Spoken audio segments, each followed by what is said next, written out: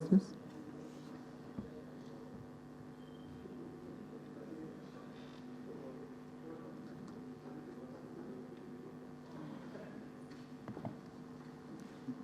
Speaker, sir, I beg to lay on the table the political parties and organizations, inter-party organization for dialogue regulations 2025, made under section 28(1) of the Political Parties and Organizations Act, Cap 178. I beg to lay. Thank you. The resolution is referred to the Committee on Legal and Parliamentary Affairs for processing and reporting back. Next. Procedural issue I am raising. One of the parties that is supposed to be a member of IPOD requested to join. It was stopped. And someone, I don't know under what arrangement, was made a leader of IPOD Secretariat, because we've never seen any advert, told them they must go through a process. So can I, as we will proceed, Mr. Speaker, ask, maybe you will help the minister responsible for that area to tell us under which regulations, because these ones have just been brought, so under which regulations was NuP stopped from joining IPOD? Honourable Minister for Justice. I wish to state for the record that the National Unity Platform has not been stopped from joining IPOD. As a matter of fact, they have received clear guidance in a formal letter from the IPOD Secretariat, and I believe that at the next summit of the IPOD, they will come and publicly declare their interest and participate fully in the ceremonies substantively that will announce to the country their membership. We are obliged to invite, and they are invited, and they have always been invited. Mr. Speaker, I'm the one who even said I'm willing to kneel before the NUP to join IPOD. Why would anybody stop the NUP from being part of IPOD? And we communicate with the senior officers of IPOD. Right now, we are in correspondence with the Secretary General of IPOD. I wish to advise the Honorable Ssemujju not to base his submissions in Parliament on the opinions expressed by bloggers on TikTok.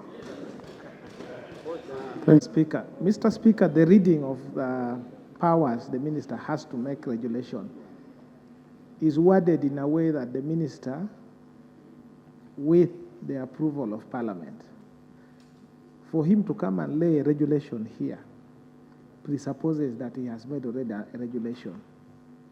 If you look at the law, it is with the approval of Parliament. So what he should be laying here is the draft regulation, and it must be captured on record that he has laid a draft, which is now subject for examination by this Parliament, the committee, and the committee will report. And once Parliament approves, then the minister will now have powers to go and make that. So I thought that clarification must be done. But if the minister confirms that he has laid the regulation, I think he would have violated the powers that we conferred upon him. Yeah, that's why I refer what he laid here, what the minister, for processing, said the committee should process. So meaning they can make alteration, they can bring in new things and all that and reporting back. But I don't know whether Honourable Minister, Honourable first go and sit on the right side of the House. Should be considered as a draft because they cannot be regulations until Parliament has given its approval. We stand corrected. I think let's have them as proposed regulations. Mr. Speaker. Mr. Speaker,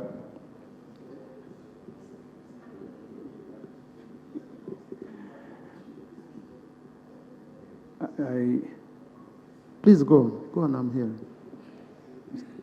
I thought I should address you when your attention is not.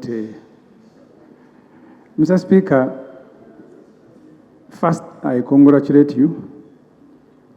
I had thought that actually you will speak about it in your communication to inform Parliament of colleagues, especially those who are in this Parliament who have gone through unopposed. Mr. Speaker, I have a request to put to you and the House. There are many things that are going on with the elections. I saw in the media particular machines. The Honorable Minister for Constitutional Affairs spoke about that subject matter once here. Those of us who are participating in these elections don't have a clearer picture of how the polling will happen, which type of technology will be used. My request to you is to ask the minister responsible, the one who speaks for Electoral Commission in this House, to brief Parliament on the preparation. He had at one time said this is going to be the quietest elections in the whole world. But he said that outside the Parliament.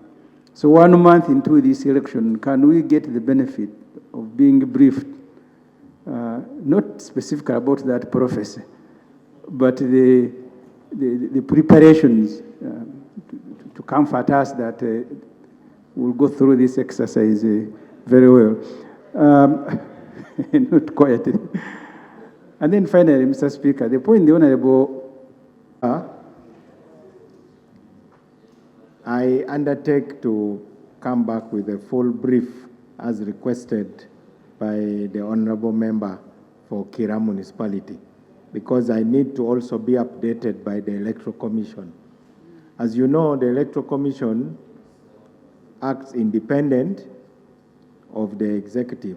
When I get the full briefing, which is up to date, I undertake to come and relay the briefing to the House. Thank you, Mr. Speaker.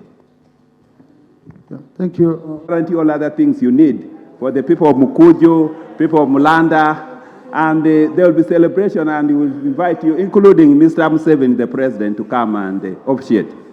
Right Honorable Speaker, the practice as regards delegated legislation world over, regards statutory instrument, regulations, and the common practice that the minister prepares the regulations or the statutory instrument.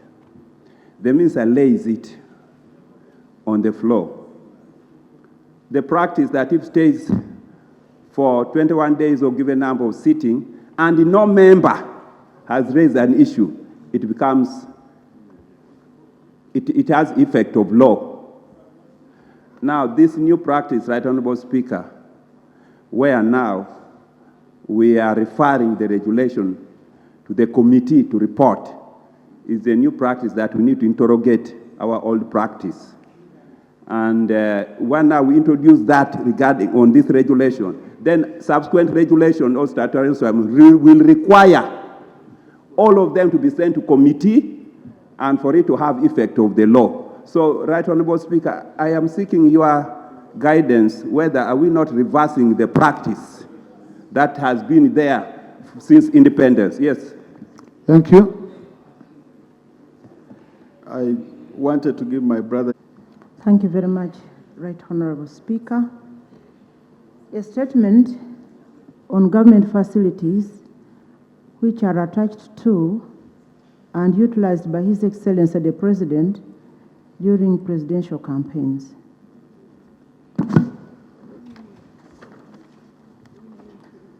The Right Honorable Speaker, Honorable Members of Parliament. Honorable Minister, you are laying on table. You're not making a statement. Kindly do that. In accordance with Rule 54 of the Rules of Procedure of the Parliament of Uganda, I wish to lay on table a statement of those government facilities which are attached to and utilized by His Excellency the President during the presidential campaigns. I beg to lay.